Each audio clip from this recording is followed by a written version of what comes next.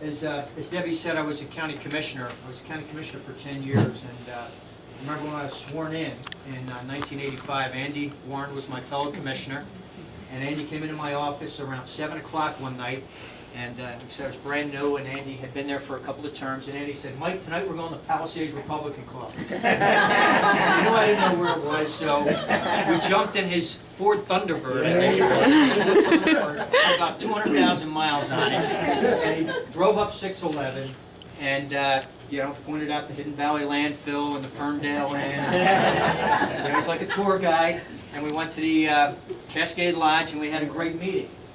And a lot of the people who were here that night. And I want to thank you for what you've done for a long period of time working in the vineyards for the Republican Party. There are a lot of people here who are brand new, and that's great too. And that's again, as I said, it's what it's going to take this year. I got to tell you, a couple of years ago, I'd served as county commissioner. As Debbie said, I was in the United States Congress for 2 years, 2 tough years. It was tough to be there. 2005 and 2006, and you might have a couple of questions about that, and I hope you do. But 3 years ago, I didn't think I'd run for office again, I got to tell you. But 3 years ago, when Patrick Murphy was elected to the United States Congress, the unemployment rate was 4.7%. Today it's 9.7%. He can't explain why. 3 years ago, the national debt was $8 trillion. $8 trillion. Which, in my view, my estimation, although when I was there I voted for 2 budgets and the deficit was being reduced both years, it was $8 trillion too high. Today it's on goal for the end of this year to be $14 trillion. About that in 3 years to go from $8 trillion to $14 trillion.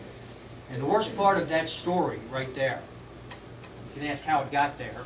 It got there through bailout, voted for by Patrick Murphy, TARP, stimulus, cash for clunkers, health care bill. He has voted for every single one of those bills.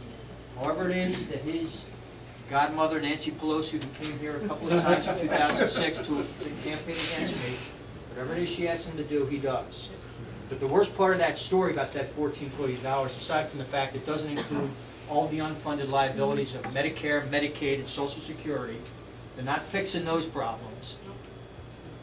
The worst part of that story is that they have no plan to pay that money back. As a matter of fact, the budgets that they're adopting this year and plan to adopt for the October 2010 fiscal year of the federal government are going to double the national debt in the next 5 years and triple it in 10.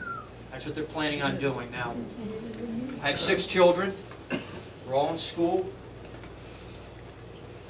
And I'm concerned for my children the way you're concerned for your children and your grandchildren. The debt that we are piling on them is going to be giving them an America that we won't recognize. They're going to be asked to pay back debt, principal. I used to say they're going to be paying back principal and interest their entire lives. The truth is they'll probably be paying back interest their entire lives. I'm not sure they'll get to the principal. But paying back debt for programs and obligations that are being created today and for the last, couple of decades, they had nothing to do with. Most of them weren't even alive. And to take on obligations today for federal programs that we think would be nice to have without paying for it and just piling that debt on future generations is, if it were anything other than the government, it would be theft. I think it's immoral. It's stealing from future generations for programs today, and it has to stop. What has happened over this administration, and I know that probably in this room there aren't a lot of people supporting the present administration. Probably were, with us on, George W. Bush and Senator McCain. But what this administration is doing is they're trying to transform this country right in front of us. As I said, this is a country that I almost don't recognize anymore. Now the good news is this: we can do something about it. When I was in high school, I worked on Jim Coyne's campaign as well. I thought I was a lot older than that. I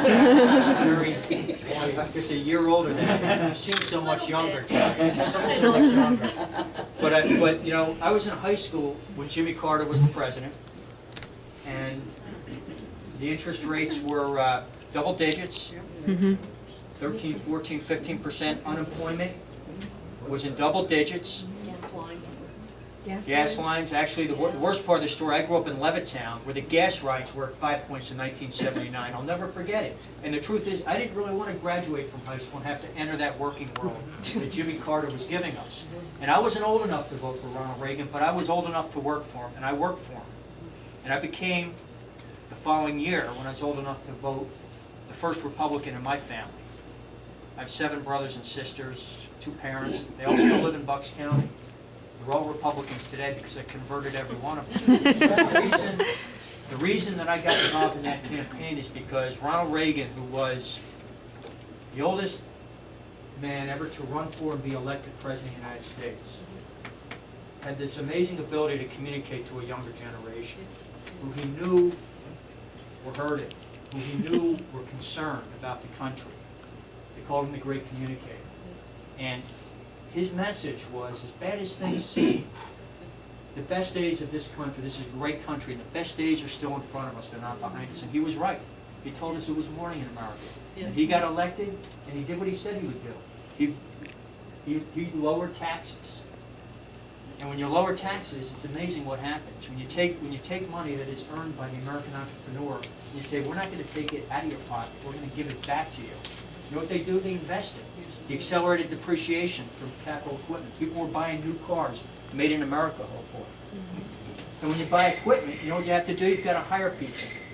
And all of a sudden, that unemployment rate was coming down. And the revenue, counterintuitive, is the federal government was going up because more people were working.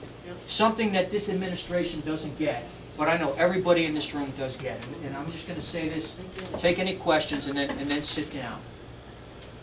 The way to prosperity is in the principles of the Republican Party platform. Less government spending, lower taxes, smaller, more efficient government, more personal freedom, more personal responsibility. I saw it, you saw it in the early 80s with Ronald Reagan. We saw it in 1994 with the contract with America, where at least for the moment they came in. You know, they had to send welfare reform to President Clinton's desk 3 times before he signed it, but eventually he signed it. And it was good for this country. And we sustained during those decades a lot of very good years. But things are not that good right now. I'll just end the way I started. People in this community, like people in this country, are counting on us to get this job done for them. All right?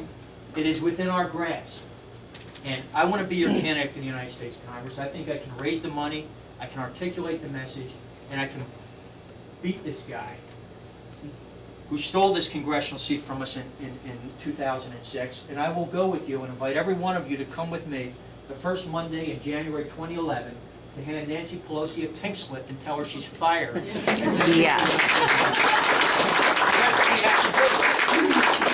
Because if we don't do that, I said, as great as this country is, if we don't do it soon, with that debt that I talked about, it may be too late for us. All right? We have to turn that ship around. We do it now. We can do it. And I think future generations are counting on us. I'd like to take any questions. Do I have time for questions?